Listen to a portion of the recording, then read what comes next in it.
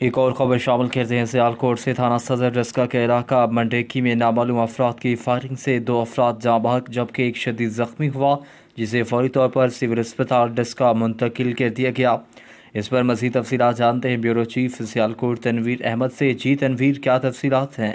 جی بالکل، یہ تھانہ صدر ڈسکا کا علاقہ ہے۔ منڈی کی چوک میں مسجد نور مدینہ میں نماز کے دوران نامعلوم افراد نے موٹر سائیکل پر نمازیوں پر فائرنگ کر دی، جس کے نتیجے میں شاہد اور ہاشم زخموں کی داپ نہ لاتے ہوئے خالق حقیقی سے جا ملے، جبکہ احمد نامی شدید زخمی ہو گیا، جسے فوری طور پر سول ہسپتال ڈسکا منتقل کر دیا گیا۔